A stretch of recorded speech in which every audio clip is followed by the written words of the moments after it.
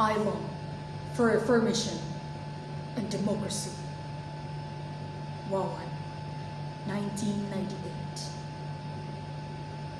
Ladies and gentlemen, many say that time heals all wounds. But in this country, time isn't used to heal.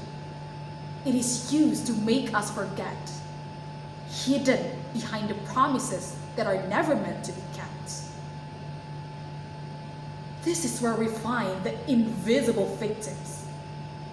These are the people whose voices were silenced and whose right to justice was killed before they could even speak.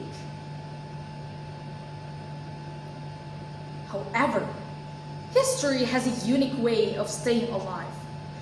Unresolved trauma doesn't just evaporate, it flows. It bleeds into the next generation. This is what we call the transgenerational burden. A chain of grief passed from the hands of the fallen into our hands today. We are left for the broken history and a demand for the truth that silence will never kill. I am here to challenge a system that protects killers and voices their victims. We cannot just look away anymore. We must stand for the families behind the black umbrella. It is the time that we confront that culture of impunity that has been eroding our democracy for far too long. Ladies and gentlemen, there is a room in that city where time has been frozen since November 30, 1998. In it, a white shirt once belonging to a student named Realino Norma Irawan, affectionately known as Wawan, is still spoken with honor. But if you look closer, the fabric on the chest is marked by a dry, rusted stain. That is no ordinary mark. That is the lifeblood of a young man who stepped out to save life, only to be cut down by the state's own lead. I stand here to speak of this burden. It is a bitter reality that trauma doesn't die with the victim. It is a legacy. You, I, and everyone born into a story that was never finished, left to carry the weight of a justice that was never served. We have inherited a nation that still owes a heavy debt for the blood of its own students. Ladies and gentlemen, look at the facts. Wawan carried no weapon. He was a medical volunteer kneeling in the dirt to help a friend, against all humanity. But the bullet pierced his heart. The state called it a security procedure. I ask you, since when did helping the wounded become a crime punishable by death?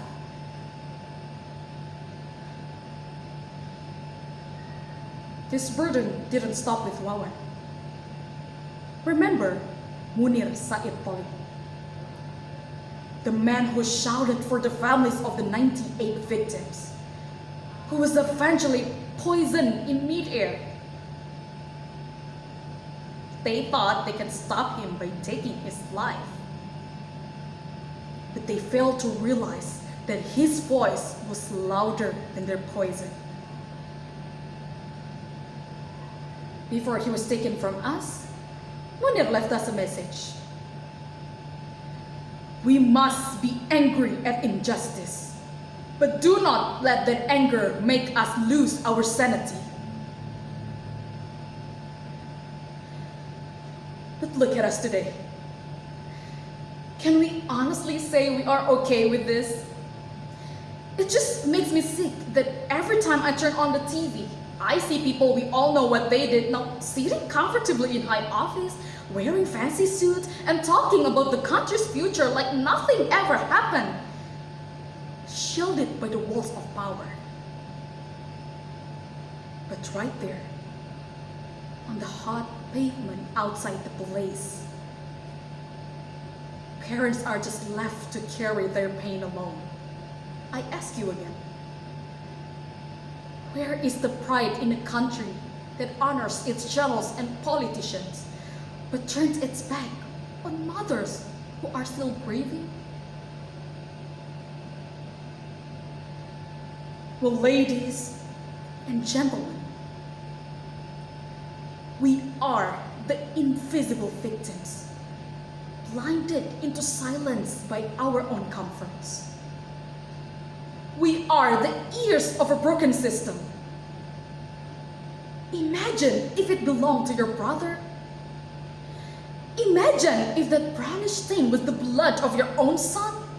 Imagine standing in the rain for 26 years, holding an umbrella, not to keep yourself dry, but to keep a memory from drowning.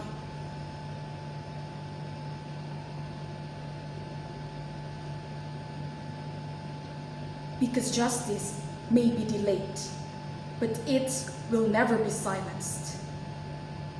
Justice for Wawan, justice for our future. Do not let this umbrella close until the truth is spoken. Thank you.